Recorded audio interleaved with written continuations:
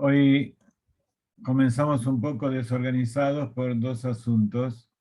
Primero por el tema del horario, que acá cambió el horario justo ayer después de las 12, a las 3 de la mañana cambió a 2, entonces estamos una hora antes respecto a cómo estábamos la semana pasada.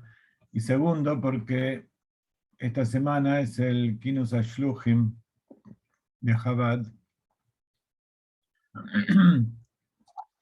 Es el Congreso de los Enviados de Chabad que se realiza todos los años en Estados Unidos, en 770. Y como ustedes ven, yo estoy aquí, pero ¿cómo influenció eso en mi vida? Mi yerno, que es un sheliach del Rebbe en un pueblo cerca de aquí, viajó y entonces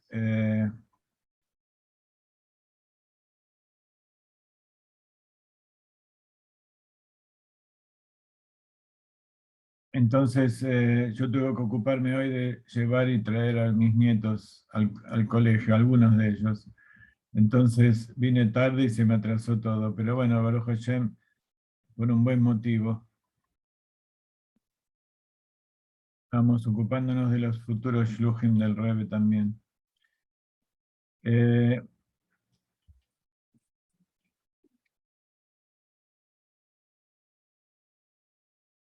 Ustedes saben que la base del pueblo de Israel es la fe en Akadosh Baruj Hu. La fe en que Él existe, que es uno, que es bueno, que tiene un propósito y que nos eligió a nosotros para hacer una tarea. Cada uno de sus criaturas tiene una tarea y nos dio a nosotros la posibilidad de elegir. Los otros seres que existen en el universo no tienen posibilidad de elegir quiénes, si quieren servir a Dios o quieren ocuparse de sus asuntos. Ellos fueron creados de una manera y así como fueron creados, ellos se conducen en forma natural. Están sujetos a las leyes de la naturaleza. Incluso eso sucede con la mayoría de los pueblos del mundo. A pesar de que el ser humano en general tiene libre albedrío, ese libre albedrío depende, si es mayor o menor, del grado de conciencia que tiene. Cuando uno toma conciencia de quién es, de qué es lo que quiere Dios de él, de que tiene un alma en su interior y que tiene una tarea, entonces tiene más responsabilidad y tiene mayor capacidad de libre albedrío. Cuando la persona solamente se ocupa de sus asuntos naturales, de sus necesidades físicas, o incluso sus necesidades intelectuales o psicológicas, a satisfacer sus propias necesidades, entonces es como que se desconecta un poco del creador, de su propósito, vaga por el mundo tratando de pasarla lo mejor posible.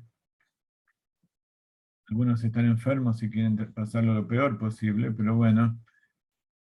Y cuando uno trata de pasarlo lo mejor posible, generalmente es a cuestas de los demás. Entonces, el pueblo de Israel tiene la fe en Dios y esa fe en Dios le crea una responsabilidad de seguir las instrucciones que Dios le da y cumplirlas al pie de la letra para que la cosa funcione, para que este universo que Dios creó sea lo que Él quiere, no lo que nosotros queremos, lo que nosotros quisiéramos. Cuando lo que nosotros queremos es lo que quiere Dios, uno está en armonía con Él. Cuando lo que uno quiere está en contradicción con lo que quiere Dios, entonces ahí empiezan los conflictos. Y para eso, Akadosh Baruj Hu nos dio esto. No sé si todos lo tienen, que es lo que se llama el Tanaj. ¿Quién me puede decir lo que es el Tanaj? Pues son los 5 libros de Moshe que escribió por inspiración divina del monte Sinaí.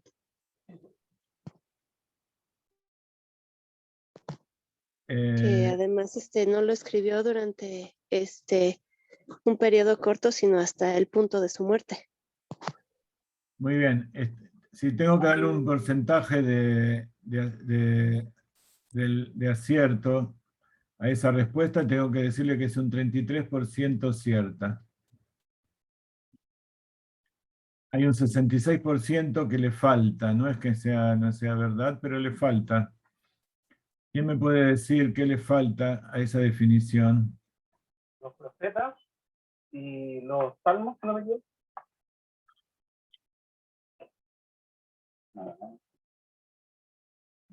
Muy bien, acá Ariel me está escribiendo por chat y me dice, es toda la recopilación de los libros que incluyen la Torá. Muy bien. Y después me agrega que están los escritos y los profetas. El Tanaj es lo que se llama en castellano la Biblia. Pero ¿cuál es la confusión? El Tanaj es una sigla que en hebreo son 3 letras, Taf, Nun, Jaf. En castellano se le agregan las vocales, pero en realidad es la Taf, la Nun y la Jaf. ¿De dónde viene la Taf, la Nun y la Jaf? De la Torá, llamada generalmente Pentateuco, Nevi'im, que son los profetas, y Ketuvim, que son una palabra muy extraña que eligieron aquí, se llaman agiógrafos, que ahora vamos a ver, que se podría llamar escritos. En realidad también los profetas son escritos, pero sí, sería una forma muy acertada de llamarlos escritos. En general, cuando hablamos de Torá, siempre tenemos 4 clasificaciones. Está la Torá escrita y la Torá oral, la Torá revelada y la Torá oculta. Entonces hoy vamos a tratar de desenredar esa madeja para ver qué es cada una de esas cosas y que quede más o menos claro.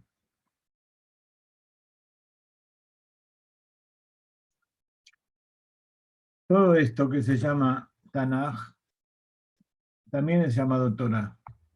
También se le llama Torah. Y también se llama Torah escrita. A pesar de que no todo esto lo escribió Moshe. Moshe, como bien dijeron, escribió los 5 primeros libros. Los demás son escritos también por medio de profecía. Que profecía es lo que usó Moshe también. Dios se le reveló a Moshe para escribir los 5 libros y para hacer todo lo que tenía que hacer. Y todos estos libros, que son llamados parte del Tanaj, tanto los profetas como los agiógrafos, también fueron escritos con profecía. Entonces, dentro de todas estas historias, hay enseñanzas y secretos que los sabios decidieron elegir dentro de muchas historias. Hay otras cosas que se escribieron y historias que le pasó al pueblo de Israel y a la humanidad durante toda la existencia, pero los sabios eligieron en especial estos 24 libros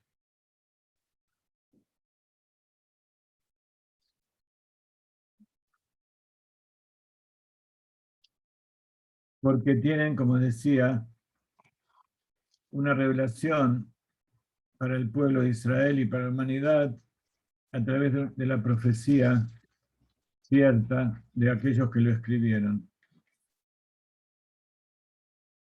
Entonces, vamos a empezar por la Torá, que todos conocemos, los 5 libros de Moshe, que está dividido, a su vez, en capítulos, y está dividido también en parshiot. Cuando nosotros leemos cada Shabbat,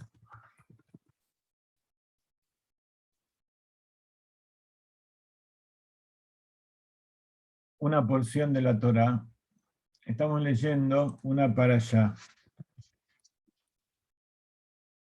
En hebreo, parashá quiere decir porción.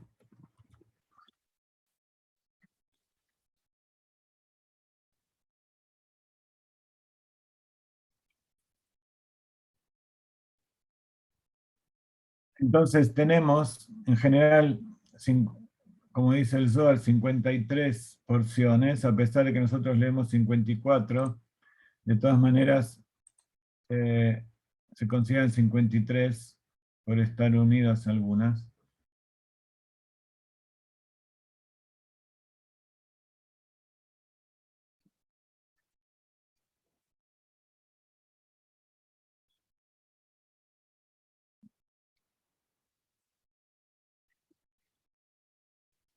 Y dentro de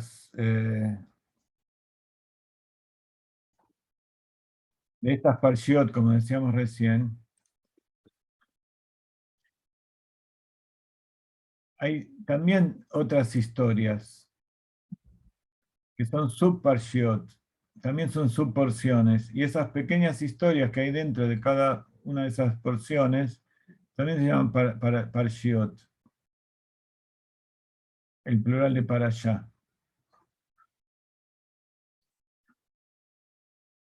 Entonces, por ejemplo, este Shabbat leímos la parashá Haye Sará, la vida de Sará, que los sabios interpretan las vidas de Sará, aunque en hebreo vida es Haim, que es una palabra en singular, pero que está escrita en plural. Entonces, cuando se conjuga la palabra, se combina en una oración y se le pone un adjetivo, por ejemplo, se le pone Haim Arukim, larga vida. No se le puede decir Haim Aruká, porque está en plural. Entonces, a pesar de que en castellano nosotros llamamos vida, le decimos, lo conjugamos como si fuera un plural. Y así también está el nombre Elohim, no es que hay muchos dioses, sino que Elohim es el aspecto de Dios que se expresa a través de la pluralidad del mundo. Por eso es de gematria Ateva, la naturaleza, que la naturaleza es plural, tiene muchísimas cosas, infinitas criaturas, pero todos son parte del Dios viviente. Y también la palabra Hayei Sara, Hayei quiere decir vidas, pero no quiere decir que Sara tuvo muchas vidas literalmente, sino que es la vida de Sara. Los sabios interpretan que tuvo varias vidas, en el sentido que tuvo una vida física en este mundo, y también tuvo una vida espiritual, tuvo una vida como antes de adoptar el judaísmo, o adoptar, por ejemplo, por lo menos el monoteísmo, y una vida después. Y también está dicho que la vida de las personas son sus herederos.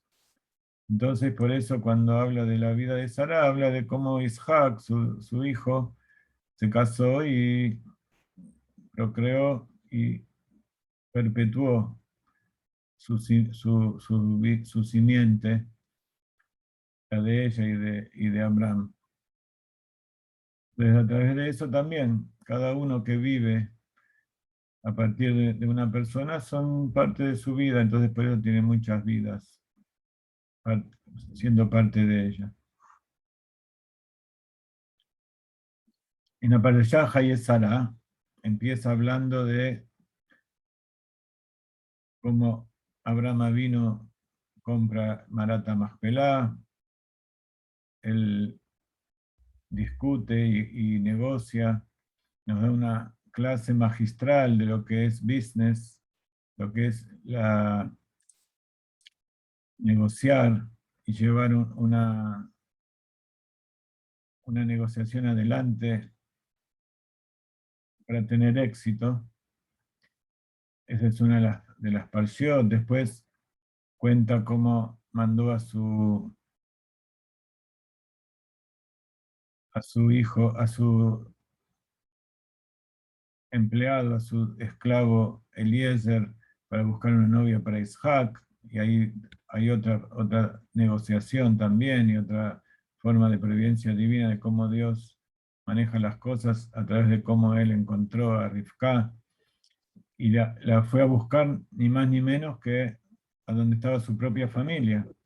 A pesar de que ellos se mantuvieron idólatras y no como Sarai y Abraham, de todas maneras hay un motivo que ahora vamos a explicar y que muchas veces hablamos de eso. Hay un motivo por el cual mandó a Eliezer a buscar una esposa de su familia y no de otros pueblos.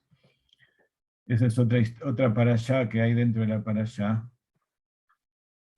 Y después está la historia de cómo se encontraron Isaac y Rivka. Después está la historia de cómo volvió Ketura a Agar, la madre de Ismael, y se casó de nuevo con Abraham y tuvo 6 hijos que los mandó al oriente. De ahí surgieron las culturas de los pueblos del oriente, con las enseñanzas, los regalos que Abraham le mandó. Y después cuentan acerca de la muerte de Abraham, otra para allá, y después habla del recuento de los hijos de Ismael. Lo pone al final de la perashá para terminar. Como era de todas maneras alguien importante, no se le podía pasar por alto, pero lo puso al final para después, la próxima semana, o hoy, que empezamos la perashá Toldot, empezamos a hablar de las generaciones de Isaac.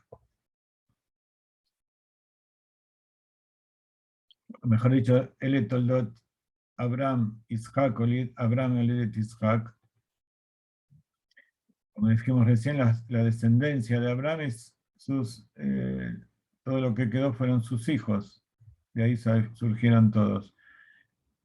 Por supuesto, Ismael también era hijo, pero lo pusieron en la parashá anterior para terminar con esa historia de cómo él tuvo también 12 hijos y se casaron con mujeres que no eran de la familia, siguiendo a su madre,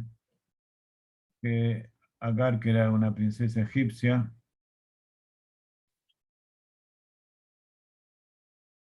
Siendo que Abraham y Sara provenían de Shem, el hijo de Noah que heredó la tierra de Canaán. En cambio, Ismael provino de Abraham, pero también de Agar, que era egipcia, que ella venía del hijo Ham, el tercer hijo de Noah, el segundo hijo de Noah.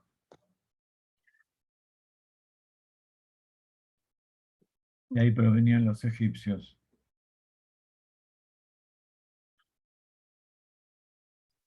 Entonces vemos como hay distintas parshiot, muere Abraham, termina de contar la historia, cada una de esas son parshiot. Entonces así está organizado el libro de la Torá. Los capítulos en realidad no fueron establecidos por Moshe, no es parte de la tradición oral que viene de la Torá, del monte Sinaí, sino que fue establecido por otras personas que estudiaron la Torá y lo dividieron en capítulos. Pero como los sabios vieron que era útil para poder estudiar la Torá, para poder identificar cada uno de los versos y estudiar de acuerdo con eso, entonces lo adoptaron y dejaron también la división en capítulos, como vemos en todos los libros de Torá. 5 libros de Torá. Cada uno de esos libros comienza con una parashá que también tiene el mismo nombre del libro. Lo de Génesis es Bereshit. Bereshit quiere decir en el principio, es la para allá que más o menos la traducción se parece, cuenta cómo Dios creó el mundo, y durante 2000 años dura este libro hasta que nace Abraham.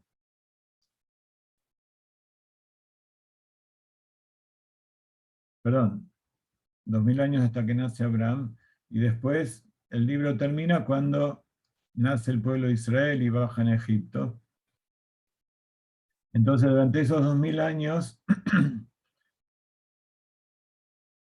2000, sí, 2200, 2100 y pico de años que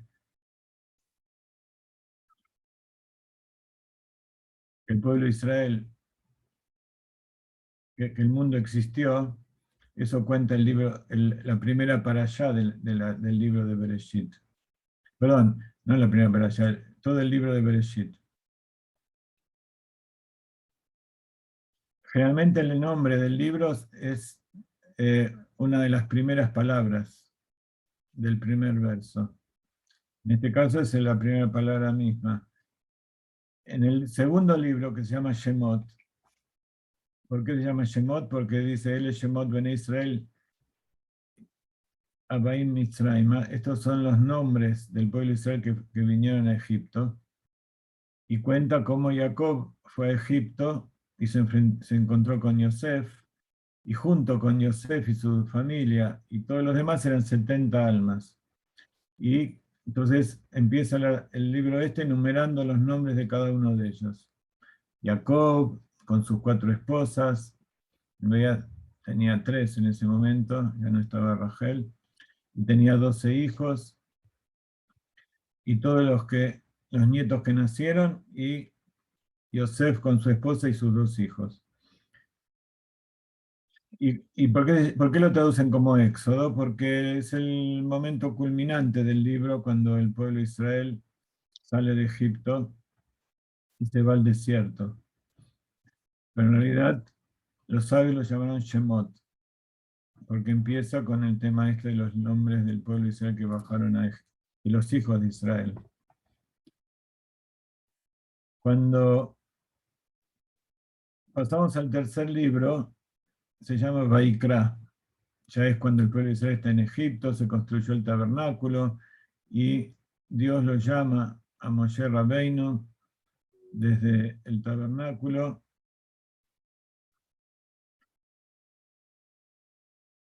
Pero en realidad la traducción es Levítico. ¿Por qué se llama Levítico? Porque habla acerca de la tarea de la familia de Leví. ¿Cuál era la tarea de la familia de Leví? Ocuparse del Kodesh, ocuparse de todo lo que tenía que ver con el templo, con el tabernáculo y con todo lo que tenía que traer el pueblo de Israel al tabernáculo. Todas las ofrendas y también cómo tenían que ocuparse de cómo cuidar la tierra. Ellos les enseñaban a todos cómo sacar el maaser, cómo sacar las trumot, todas las ofrendas y todos los diezmos, y cómo traer a los animales y separar a los primogénitos. Los levitas estaban distribuidos por todo el pueblo, cuando entraban en la tierra se distribuyeron por todas las tribus, y cuando estaban en el desierto también, ellos eran los encargados de ocuparse de la parte del templo, del servicio del templo. Por eso se llama Levítico. Cuando en la parashá Shemot habla del pueblo de Israel, de las tribus, nombra 12 tribus que son los 12 hijos de Moshe. ¿Quién me puede decir, que abra el micrófono y me diga cuáles eran los 12 hijos de Jacob, perdón, que bajaron a Egipto?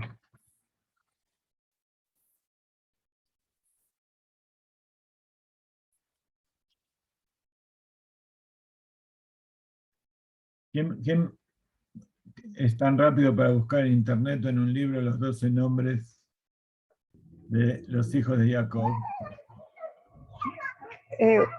¿Puedo decirlos, Rab? Por favor, estamos esperando. Sí. ¿Con quién hablo? ¿Quién está hablando? Yo, Camila, hola. Ah, yo. ¿Cómo estás? Dale, ¿Me Camila. escuchó? Camila, sí, soy yo. Dale. Bueno, uno son Reubén, Shimón, Leví, Yehudá, Isahar, Zebulún, Dan, Naftalí, Gad, Asher, Yosef y Benjamín. Muy bien.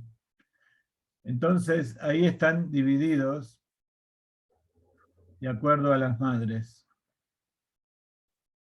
Los primeros son de Lea, los últimos son de Rachel, y los del medio son de Zilpá y Bilá, que son las otras dos esposas de Jacob, que eran las amas de Lea y Rachel. Entonces, si ustedes se acuerdan cuáles eran estos 12, ahora me van a decir quiénes eran las 12 tribus que entraron a la tierra de Israel, las 12 tribus que heredaron la tierra de Israel. ¿Cómo se llamaban? Si les digo cómo se llamaban, puede ser que entiendan que capaz que había alguna diferencia, o si no tendrían los mismos. Pero no eran los mismos. ¿Cómo se llamaban las 12 tribus propiamente dichas, no los 12 hijos?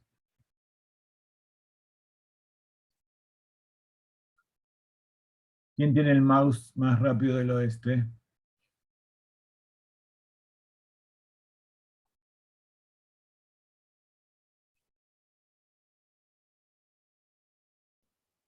Son los mismos.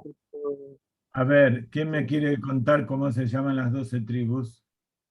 Serían, a excepción de Yosef, me parece que son los dos hijos de Yosef, Menashe y Efraín, y no estaría Levi porque ya sería Muy bien. Entonces, ¿cómo queda el equipo?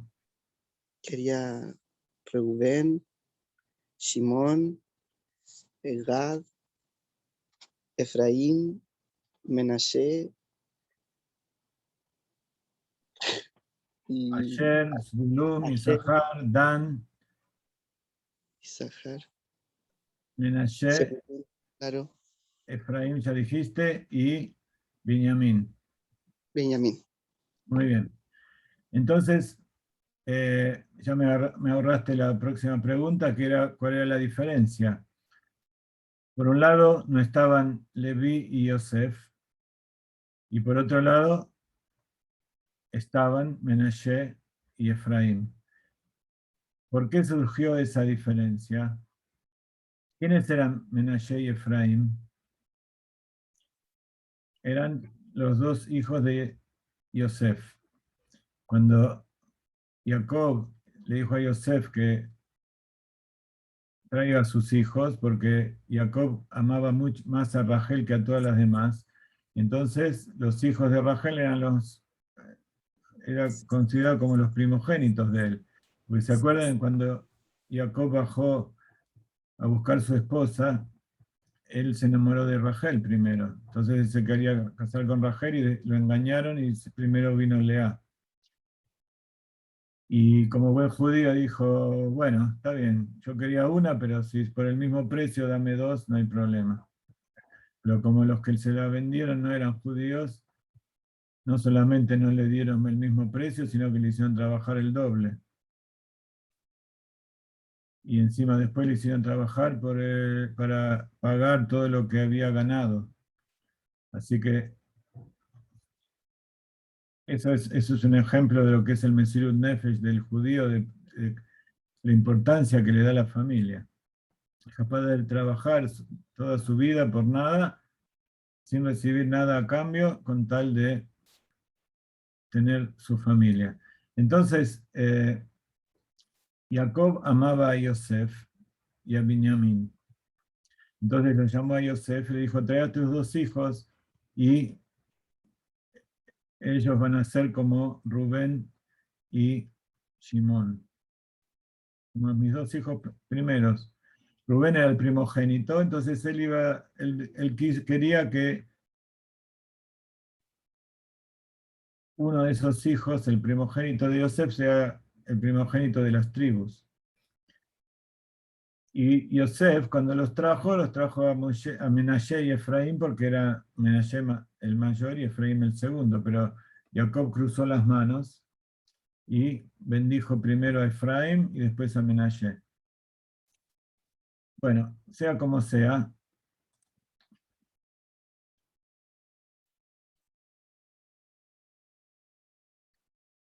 en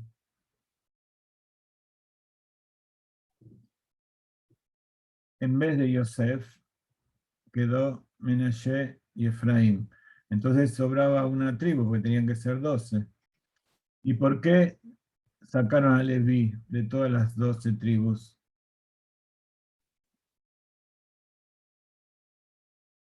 A ver, otro que me conteste. ¿Por qué no sacaron a Rubén, a Shimón, a Asher, a Isahar, Zebulún, Dan, Naftalí, Porque Judá? está dedicada al servicio. Muy bien. Estaba dedicado al servicio a Hashem, y entonces, ¿qué pasó?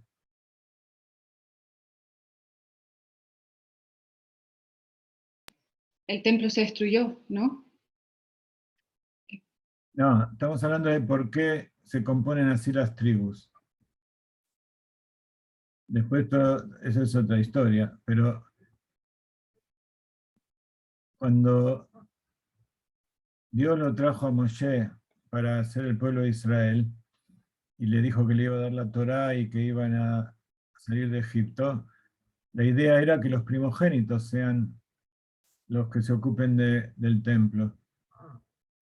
Por eso los cristianos se quedaron con esa historia y ellos siempre pusieron a sus primogénitos como el cura de la familia. Creo que es así, no sé. Pero el judaísmo no es así. Esa es otra de las cosas que cambiaron. Dentro del judaísmo, Dios le dijo a Moshe que los primogénitos ya no iban a ser como él había pensado, los Rab, que ocupaban del templo, sino que iba a ser Leví, la tribu de Leví. ¿Por Rab, qué? Sí. eso, Shalom Rab, esa fue el episodio del becerro de oro, ¿cierto? Muy Cuando, bien. sí, sí, cuando Moshe baja y los que estaban participando eran ellos, incluido ese ellos, pues otros, pero también ellos, y entonces Leví, la tribu Leví fue la única que no participó y Hashem como recompensa le da el sacerdocio. Muy bien. Entonces, los primogénitos participaron del becerro de oro y entonces ya ellos no eran puros. En cambio, los levitas, ellos no participaron, se mantuvieron aparte de todo eso porque ellos vivían, tampoco, está dicho que tampoco fueron parte de los esclavos. Ellos siempre vivieron en la tierra de Goshen, donde Yosef puso a la familia cuando llegaron, como cuenta el libro de Shemot, cuando contó al pueblo de Israel, los puso en el mejor lugar de la tierra, en Goshen, donde había pasto y había comida, lo mejor del delta del Nilo. Y así se quedaron los levitas, y siempre se quedaron ahí y se mantuvieron aparte y no se contaminaron con la idolatría de los egipcios. Entonces, por eso Dios le dijo que de ahí iban a salir los levitas y los sacerdotes que se ocuparían del templo. Muy bien. Entonces, eso habla el libro de Shemot. Y ese es el motivo por el cual hay 12 tribus y que son diferentes a los 12 hijos. Después viene el libro de Vaikra, que es Levítico. Vaikra, como decíamos, es cuando Dios lo llama a Moshe para decirle las cosas que tenía que hacer ahí en el templo, que le hable a Aarón y le explique cuándo tenía que hacer determinados asuntos. Y entonces se llama Levítico, por lo que vimos que el pueblo, la tribu de Leví se ocupaba de todo esto. Y por supuesto los Kohanim son parte de la tribu de Leví, porque descienden de Aarón, que Aarón, Moshe y Miriam eran hijos de Keat, uno de los 3 hijos de Leví. Las tres familias de Leví se ocuparon del sacerdocio, del templo, y en especial Aarón, uno de los descendientes de Keat, se ocupó de ser el sumo sacerdote y así todos los sacerdotes salieron de él. Después viene el cuarto libro, se llama Bamidbar, que como su nombre lo dice, ya se refiere a todo lo que pasó en el desierto, todas los viajes y las vicisitudes que tuvo el pueblo de Israel en el desierto. ¿Y por qué se llama números en castellano? Porque empieza haciendo el censo, uno de los tantos censos que se le hizo al pueblo de Israel, porque ya es la época en que se lo iba a preparar para entrar a la tierra, y después de cuando hay matanzas y problemas, Dios hace un censo y pues le llaman números.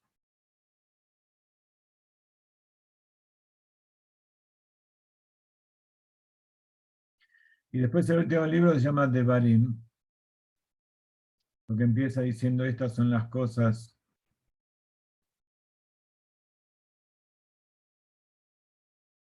que le dijo Moshe al pueblo de Israel. Devarim quiere decir cosas o palabras o asuntos. Y se llama Deuteronomio porque está dicho que es una repetición. Moshe está despidiendo al pueblo de Israel que que va a entrar a la tierra. Él está en el último día de su vida, va a morir y le pasó el mando a Yoshua, el segundo, Yoshua bin Nun, que él era de la tribu de Isahar.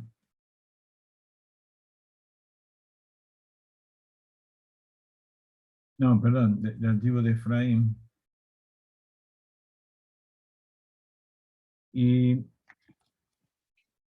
entonces en este libro de Deuteronomio, Moshe le empieza a repetir todo lo que pasó, les explica al pueblo de Israel que se porten bien, todo lo que le hicieron a Dios y que tenían que, a partir de ahora,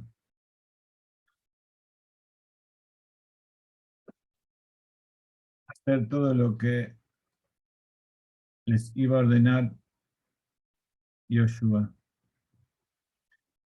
Entonces Yoshua le pasó el mando y se despidió. Y así termina la Torá, diciendo, y no se levantó un profeta en Israel como Moshe, a quien el Eterno se hizo conocer cara a cara, y que todas las señales y maravillas que le envió el Eterno a hacer en la tierra de Egipto, frente al faraón y a todos sus siervos y a toda su tierra, y toda la mano fuerte, Yad HaZaká. Yad HaZaká es el nombre del libro del Rambam.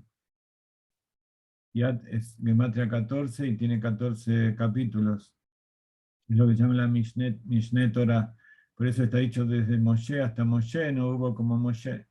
Moshe Ben Maimón, el Rambam, es comparado con Moshe Rabbeinu.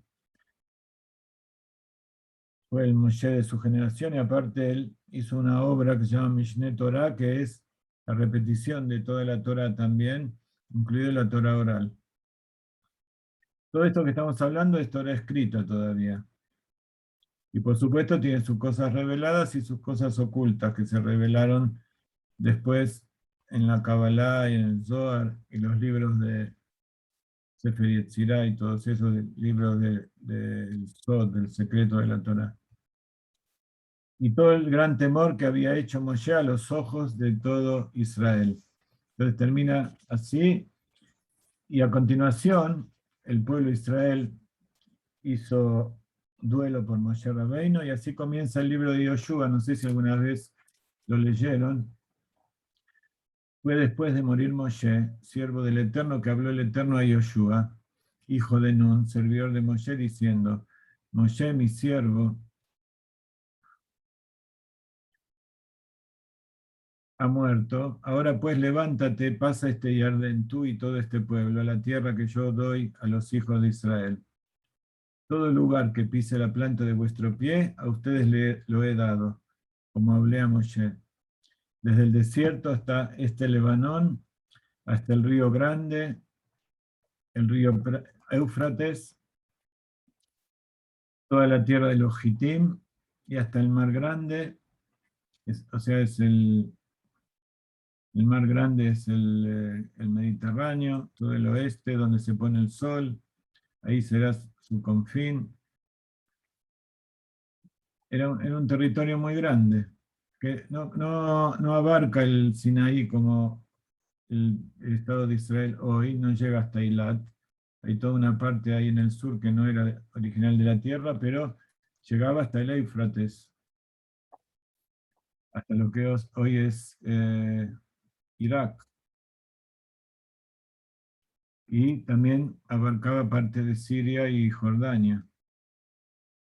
No podrá pararse nadie delante de ti en todos los días de tu vida, como yo estuve con Moshe, así estaré contigo, no te dejaré ni te abandonaré.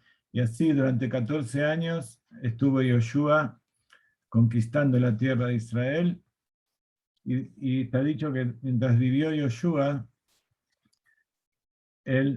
todo el pueblo de Israel no pecó y se portó como tenía que ser, no tuvo ningún problema. Pudieron conquistar y heredar y asentarse las tribus, cada una en su porción de la tierra de Israel, vencer a los pueblos que había allí. Todos los pueblos que había allí eran gente problemática. Cuando entró Yoshua había reyes, había pueblos que vivían ahí. En Kabbalah estudiamos que estaban los 7 reyes correspondientes a los 7 reyes Kadmonim del mundo del Tou. Estos 7 reyes peleaban entre ellos, y cuenta la Torá que uno reinaba y moría, porque enseguida lo mataban los otros. Nadie pudo, hasta que vino el último, que ahí está dicho que vivió, y de este último es el único que se habla acerca de su esposa. Pues todo lo demás habla en forma rápida. ¿Cuál era el problema de estos reyes? Está dicho que ellos robaron la tierra a los que habitaban antes. ¿Quiénes eran los que habitaban antes? Cuando después del diluvio bajaron los hijos de Noah, Shem, Ham y Jafet, se dividieron la tierra en 70 pueblos. Cuando tuvieron descendientes, ellos 3, se formaron 70 pueblos, y esos 70 se dividieron la tierra. Los descendientes de Shem tuvieron la tierra de Canaán, lo que después iba a ser la tierra de Israel.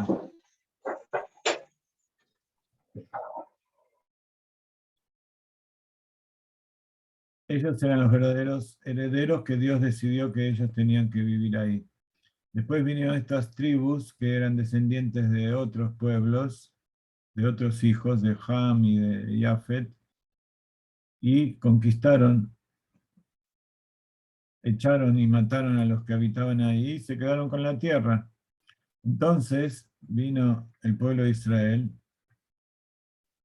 enviado por Dios, y le dijo que esa tierra pertenece a Shem, Shem el hijo de Noah. Entonces tenían que recuperarla.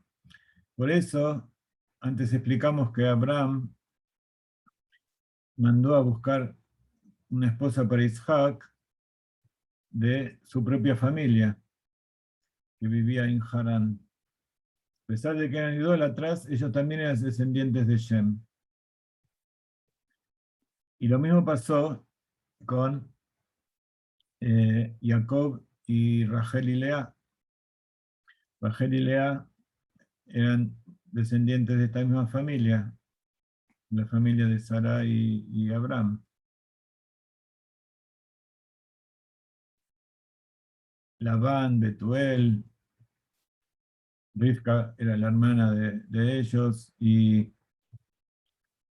de ellos nacieron también Rachel y Lea.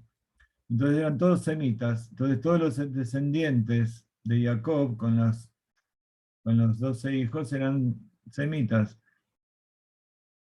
Incluso también las dos Bilá y Silpá. Entonces por eso ellos vinieron y heredaron la tierra, que en realidad la heredaron de Shem. Shem es nombrado también en unos temas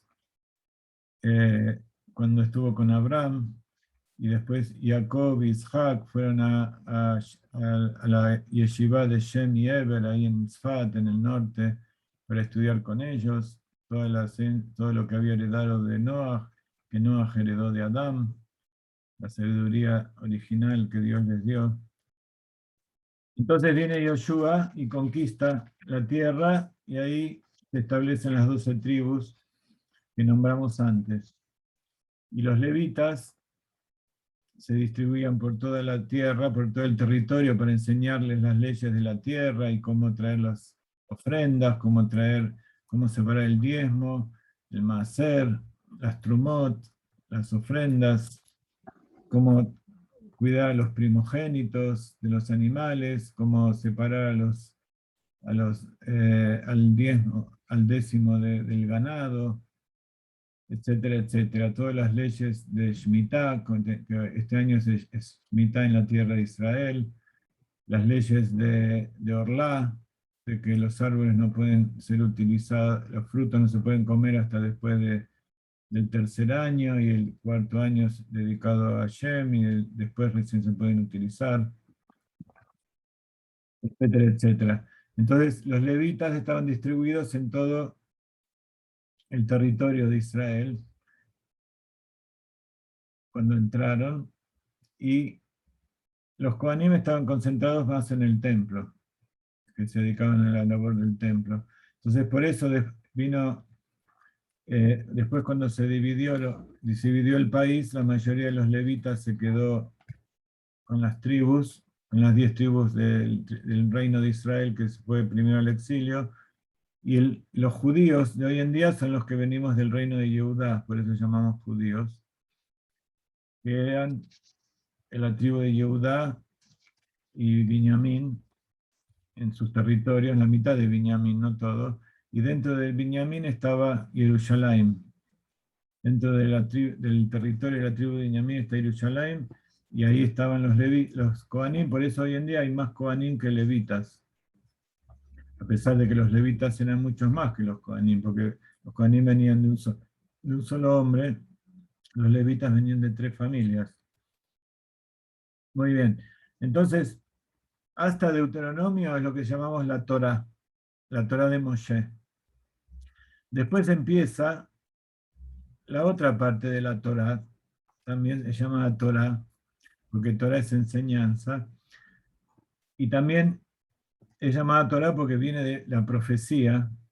Todos los libros que vienen después, los 24 libros, fueron elegidos por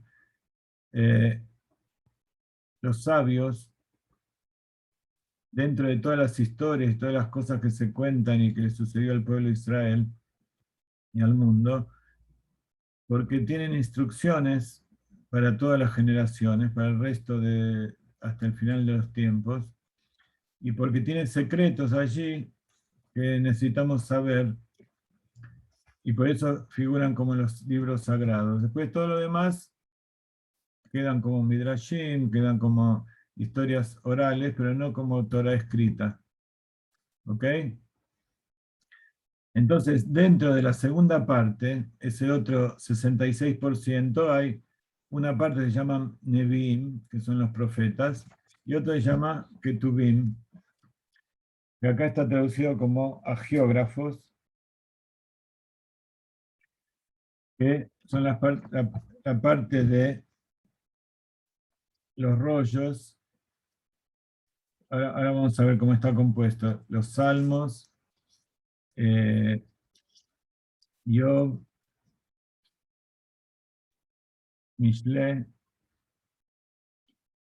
y después están todos los rollos y está al final las crónicas, o Divrei Hayamim, donde se vuelve a recopilar toda la historia desde el principio, desde que Dios creó a Adán, hasta el final de lo que está escrito, que es aproximadamente al principio del segundo templo. Muy bien, entonces, dentro de los Nevi'im está dividido en dos partes, los primeros Nevi'im y los posteriores. Nevi'im Rishonim y Nevi'im Ajeronim. Dentro de los Nevi'im Rishonim está esto que acabamos de leer, que es Yoshua. Después, cuando murió Yoshua, empezaron a gobernar al pueblo de Israel los jueces, hombres justos que fueron designados para hacer la justicia, para dirigir la justicia. También durante toda esa época estaban los 70 ancianos, después se iba a hacer el Sanedrín. Pero el líder del pueblo, todavía no había reyes, eran los jueces. Después empezó la época de los profetas propiamente dichos, donde viene Shmuel, y ahí en Shmuel es donde cuenta la creación, todo lo que pasa con Shaul, el primer rey, después cuando fue designado David. Y después empieza otros dos libros, se llama Melahim Aleph y Melahim Bet, los Reyes 1 y Reyes 2, donde habla acerca de todo lo que pasó con estos reyes, repite algunas cosas que fueron escritas en el libro del profeta Shmuel, hasta el último rey, hasta que el pueblo se divide en los dos reinos. El del norte es llevado al exilio por los persas, con las 10 tribus, que estamos esperando que vuelvan hasta hoy, y el reino de Yehudá al sur, que sobrevivió un tiempo más hasta el final de la destrucción del primer templo. Desde que entró el pueblo de la tierra de Israel hasta la construcción del primer templo pasaron unos 400 años. Después, desde que se construyó el primer templo hasta que se destruyó, pasaron 410 años.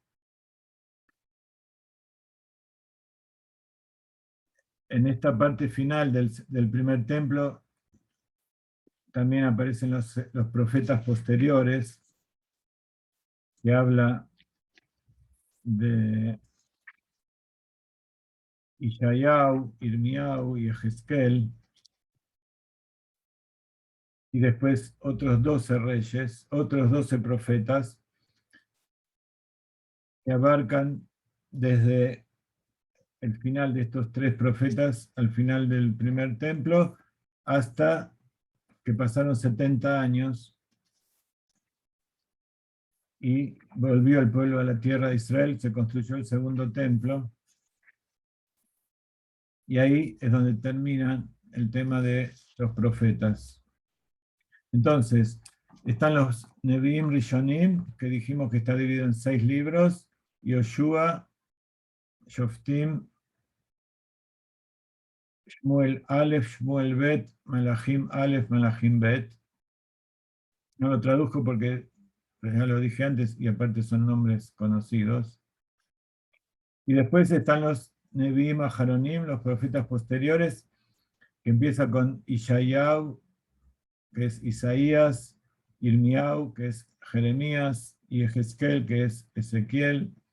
Y después están los que se llaman Tre Azar. En arameo, Tre Azar quiere decir los 12. Que son 12 profetas que empiezan también en la época de Yehezkel. Están Oshea, Yoel, Amós, Obadiah, Yoná. ¿Se acuerdan de Yoná con la ballena? Mijá, Nahum, Habacuc, España, Haggai, Zaharia y Malachí, que son llamados también los profetas menores. Entonces, acá cuenta tanto las profecías que dijo cada uno de los profetas como cosas que sucedieron durante la época de los reyes y el final del primer templo.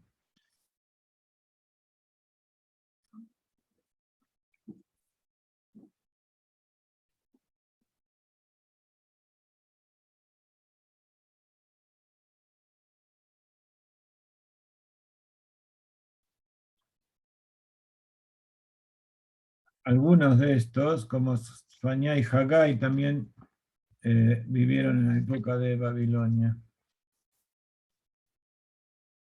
Muy bien. Y después, entonces, está lo que se llama Ketuvim. Ketuvim también tiene dos tipos de escrituras. Por un lado, como dijimos antes, están los salmos. ¿Quién escribió los salmos? David Amelech. Teilim. Después está Mishle, que es el libro de proverbios de Shlomo Amelech, el hijo de David. Y Job, que es un libro que habla acerca de la vida de un señor, que algunos dicen que fue un libro escrito por Moshe, sobre Job, que vivió en la época de Egipto, era uno de los asesores de los consejeros del faraón, junto con Yitro y con otros, y de los cuales Yitro y Job eran buenas personas y estaban con el pueblo de Israel, como es evidente, y los demás eran asesores que decían lo que el faraón quería escuchar, como sucede en muchos casos de los políticos de todas las épocas. Muy bien, entonces están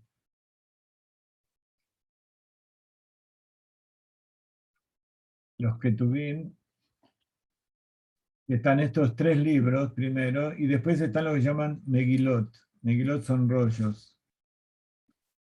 Rollos empieza por Shira Shirim, que también es el cantar de los cantares que escribió Shlomo.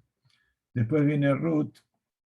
Después viene Kinot, que son las lamentaciones por la destrucción del templo. Coelet, que es Eclesiastes.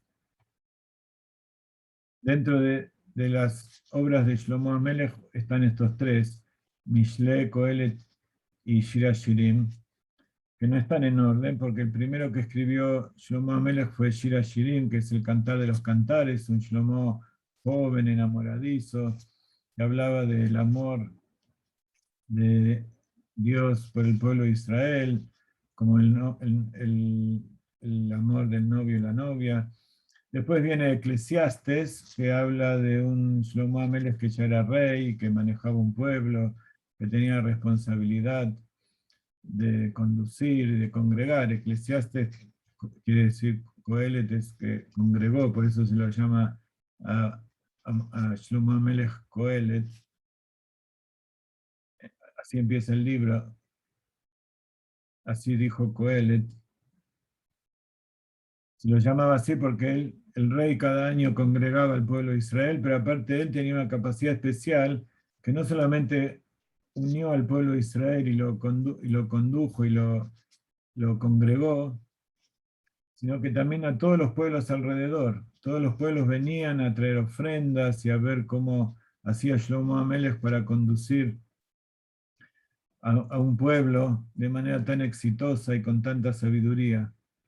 Y conocen la historia de la reina de Sheba, la reina de Java.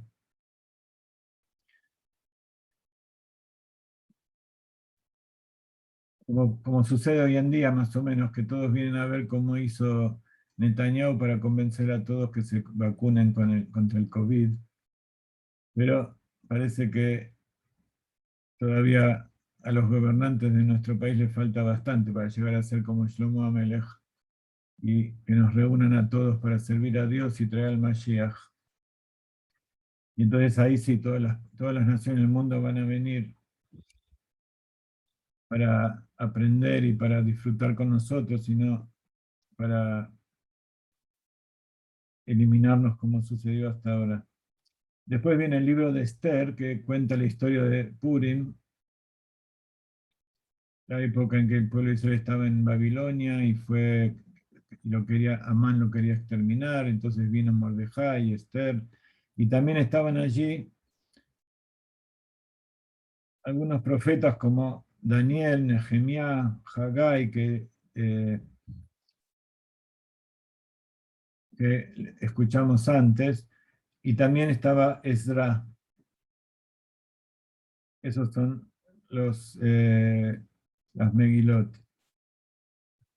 Nehemías, Esdra, Daniel eran también los que estuvieron en la época de Purim, y también fueron parte del proceso del retorno del pueblo de Israel a Egipto, a la tierra de Israel, y construir el segundo templo. Y Esdra era Cohen, entonces él llevó a Jerusalén a todos los que eran dudosos, tenía que volver a reconstruir todo el templo, y tenía que traer a Kohanim y a Leviim que sean verdaderos y que no estén mezclados, que no sean pasul, que no sean aptos por algún matrimonio incorrecto, que fueron frutos de relaciones que no eran permitidas para un Cohen o para un Leví. Y entonces él los llevó a Jerusalén, y el Sanedrín decidió quién era apto para el templo, quién no era apto, y ahí está la base de lo que se llama quién es judío. Era todo un Sanedrín para ver cómo era el hijus. Hijus quiere decir eh, la herencia, cómo iban, de dónde provenía cada uno, la hierarquía, y para saber bien quién era cada uno, y estaba dividido en 10 categorías: Cohen, Leví, Israel. Después estaba el Cohen que era hijo de un padre Cohen, pero que la madre no era apta, entonces dejó de ser Cohen. Después estaban el Mamzer, que era fruto de una relación prohibida.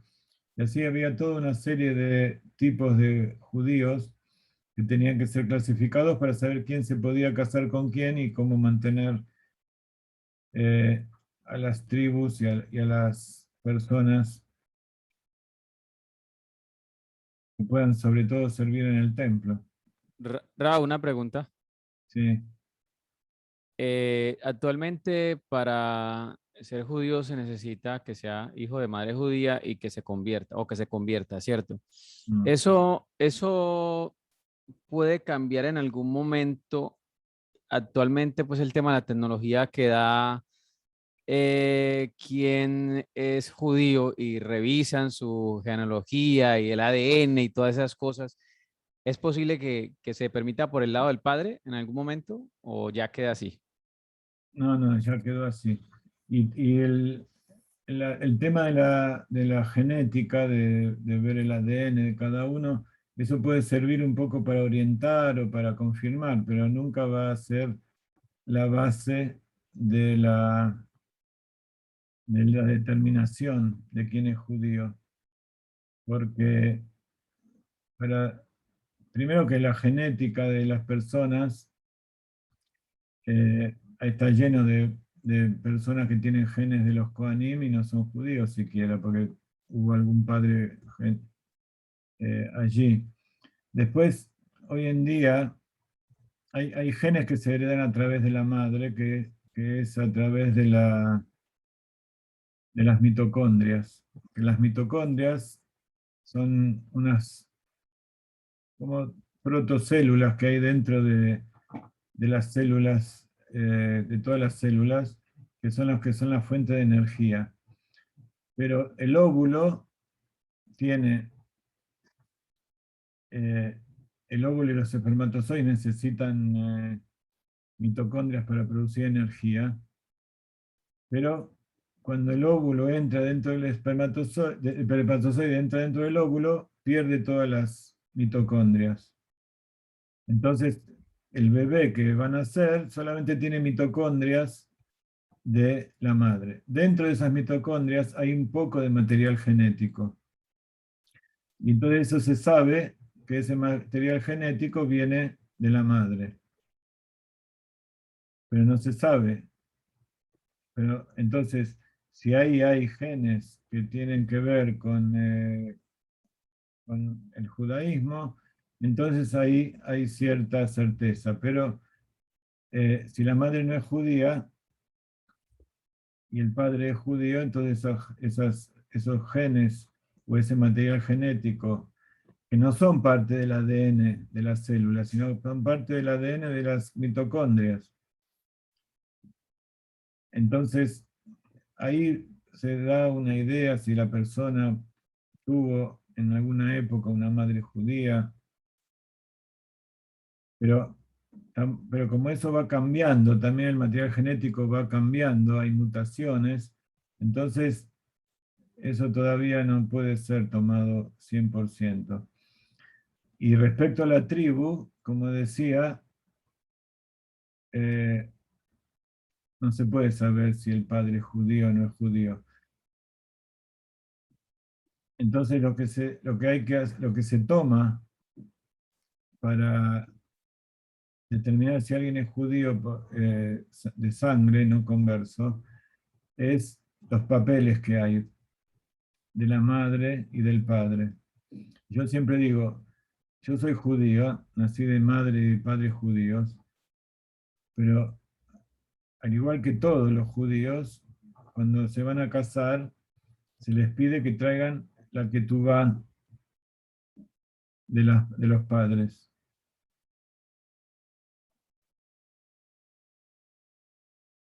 Para saber si allí está escrito, una ketubá, si es kasher, fue hecha por un rabino que se fijó que los dos, el marido y la mujer, el novio y la novia, sean judíos. Él lo verificó. Hoy en día hay ketubot de rabinos que no son muy, muy confiables. Entonces esas ketubot son tomadas en forma parcial. Hay mucha gente que por guerras, por holocaustos, o simplemente porque dejaron de creer y no tomaron muy en cuenta que esos papeles son tan importantes, perdieron las pruebas. Entonces, si ellos son conocidos de gente judía que cumple la Torá y dicen, no, yo sé. Por ejemplo, hace unos años,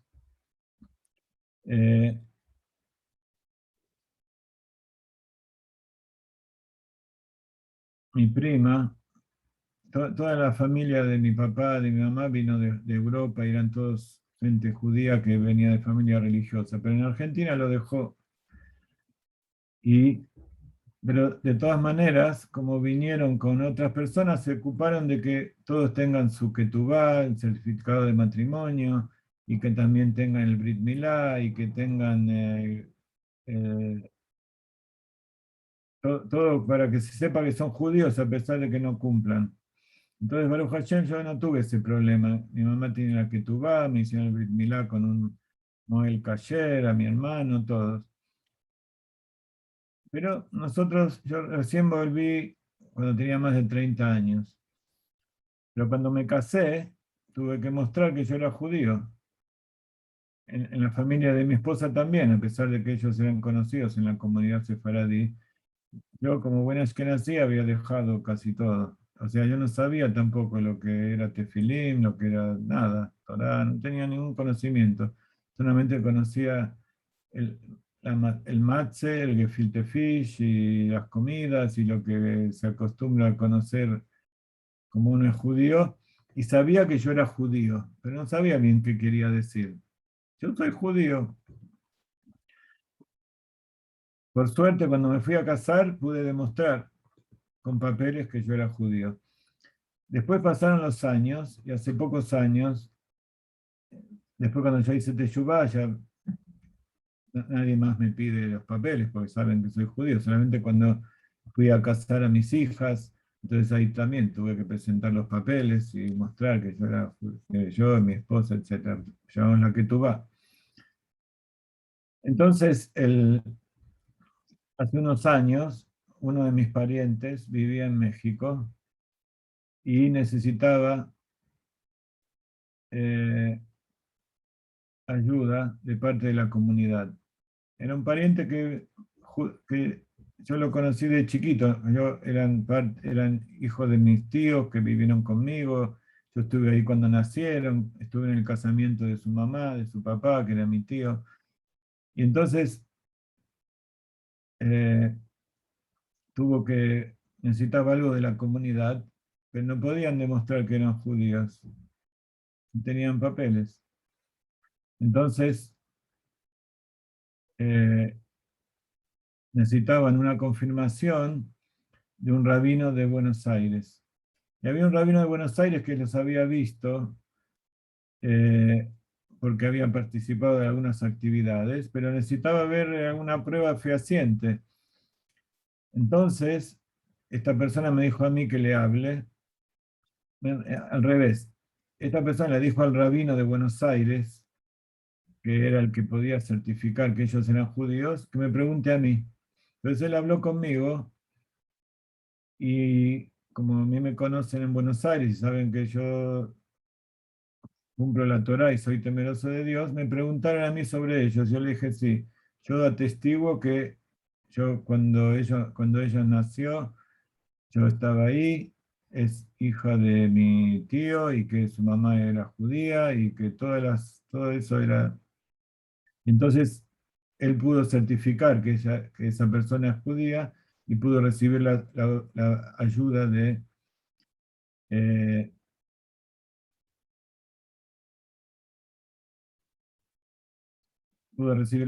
la comunidad.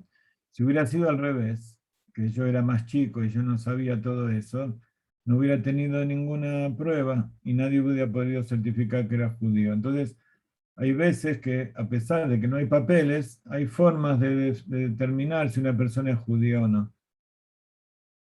Pero siempre tiene que haber alguna persona que haya sido testigo fehaciente que cumpla la Torá. Lo mismo que con el kashrut. Una persona que no cumple Shabbat puede tener un negocio y decir que lo que vende es kasher. A lo mejor es kasher, pero si a él no le importa Shabbat, tampoco le va a interesar el kashrut. Entonces, a lo mejor tiene todo kasher, pero de vez en cuando mezcla algo y dice, bueno, no importa, total, no pasa nada, nadie se va a dar cuenta, no es tan importante. Cuando no hay Irat Shamayim, entonces no se lo puede tomar alguien como testigo. Entonces, para atestiguar que una persona es judía, tiene que haber testigos que son judíos. Incluso cuando yo me casé, yo no era datí, y cuando fui al templo, hace falta que haya 2 testigos que firmen la ketubá. Entonces, llevamos un testigo mi esposa y otro testigo yo. Yo llevé a mi mejor amigo, que era en esa época un señor muy bueno, yo lo quería mucho, y entonces fue allá y firmó. Pero después vi que después que firmaron los 2 testigos nuestros, hubo 2 personas más que estaban ahí paradas y también vinieron y firmaron la ketubá. Yo entonces dije, hace falta 4 testigos. En esa época yo no entendía muy bien, después me puse a pensar.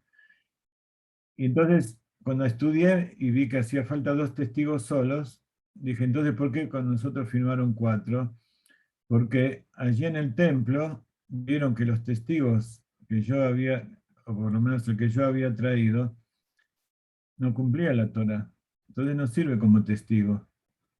Y si él hubiera firmado siendo como uno de los 2 testigos, la ketubá no hubiera tenido valor. Entonces, en el templo, el rabino, ya saben cómo funciona, vieron, no quisieron avergonzar a esas personas, ni decirme a mí que no, que el testigo no servía, porque yo no iba a entender por qué. Entonces ellos fueron y hicieron que firmara también 2 personas de parte de ellos, que eran judíos temerosos de Dios y que cumplían la Torá, Shabbat, Kashrut, todo. Y entonces por eso mi ketubá es kasher.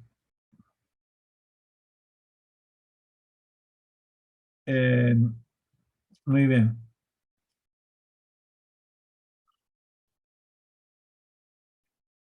Entonces puede ser que hace 10 generaciones hubo una mujer que se convirtió y que heredó esas mitocondrias a su hijo y a su hija.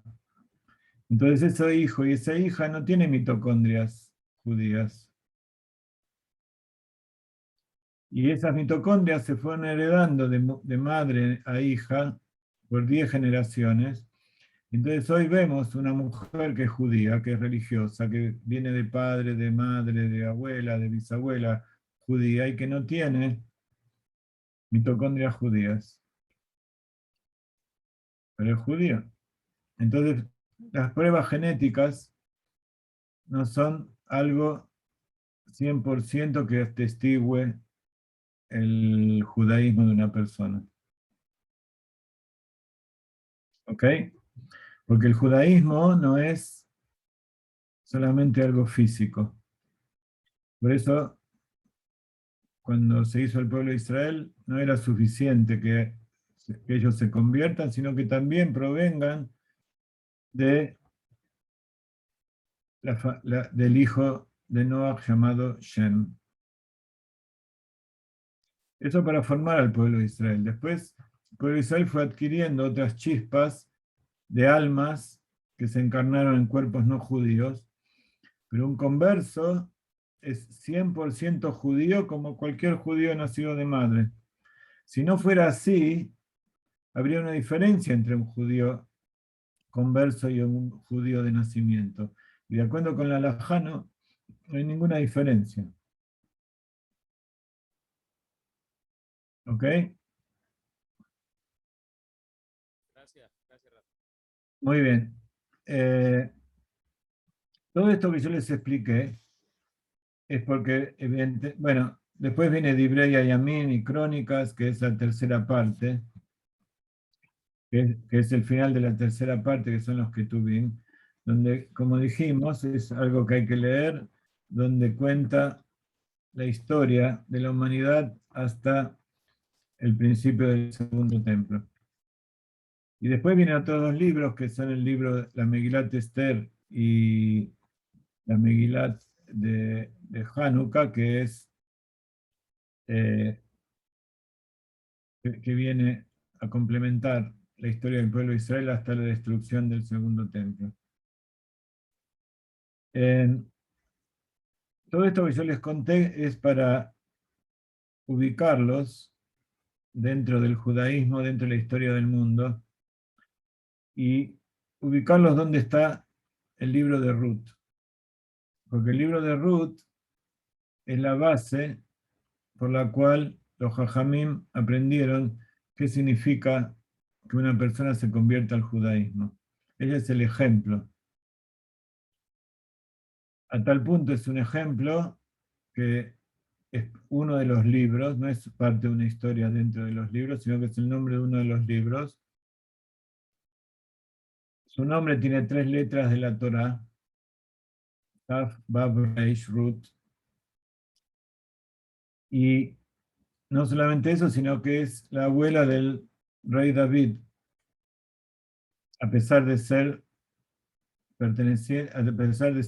una mujer perteneciente a un pueblo, que la Torá dice que está prohibido que entre a la congregación de Israel. O sea, tienen prohibido casarse con el pueblo de Moab, de donde salió Rub la Moabita. Pero la semana que viene, Besrat Hashem, quiero dedicarme a estudiar el libro de Ruth. Quiero que ustedes lo lean, si es posible, antes.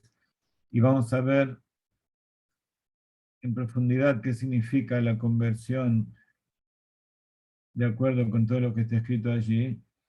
Y también cuáles son las derivaciones que le trajo problemas a David Amelech, que él era el séptimo hijo varón, y cuando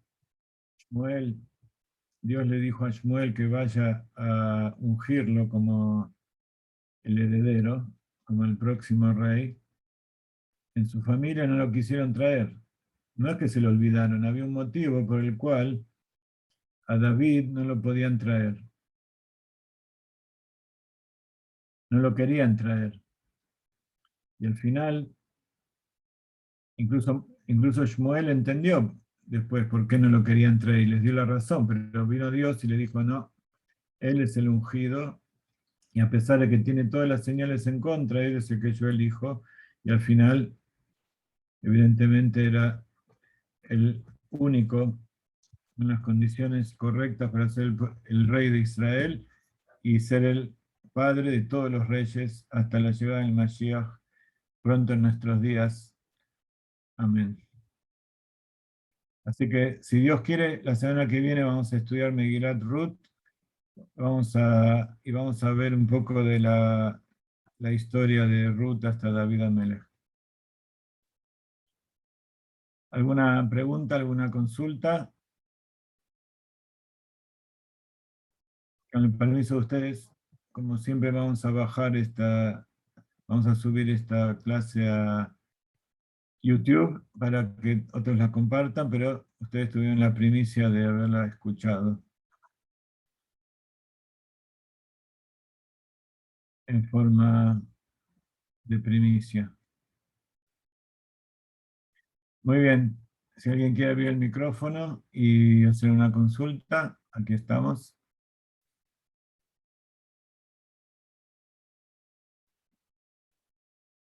Raf, no me quedó claro la diferencia entre Cohen, Leví e Israel. Son parte de...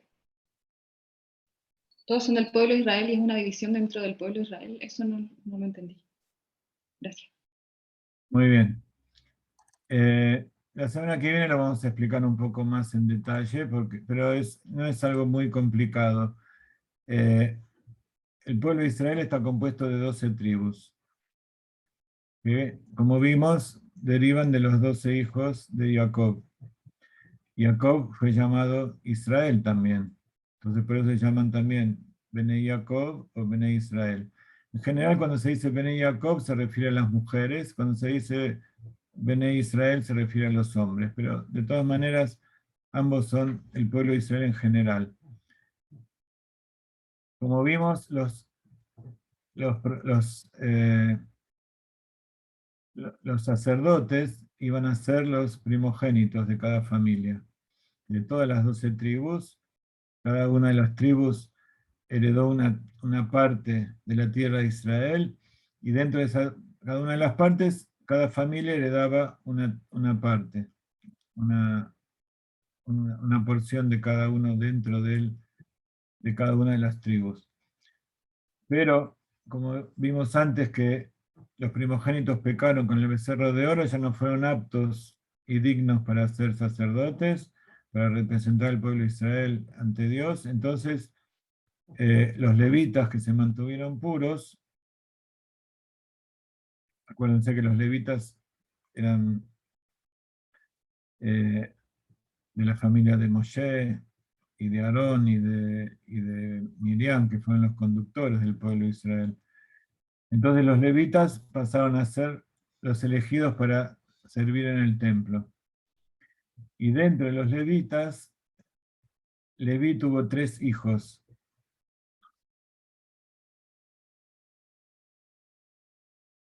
Keat, Gershón y Merari.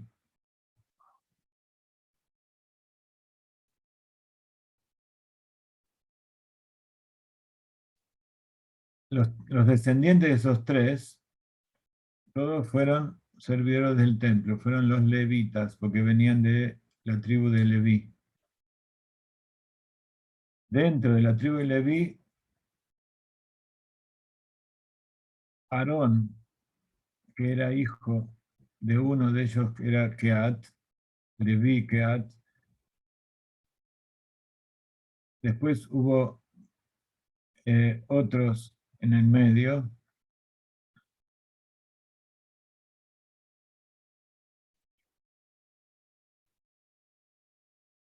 Y Aarón fue elegido como sumo sacerdote. No Moshe y no ningún otro de los levitas. Y Aarón y sus descendientes, ¿se acuerdan que hubo 2 hijos de Aarón que murieron porque entraron al templo sagrado, fuera de tiempo? Todos los descendientes de Aarón se llaman Kohanim. En hebreo, Cohen quiere decir que hace una tarea. Mejaen, por ejemplo, el presidente se dice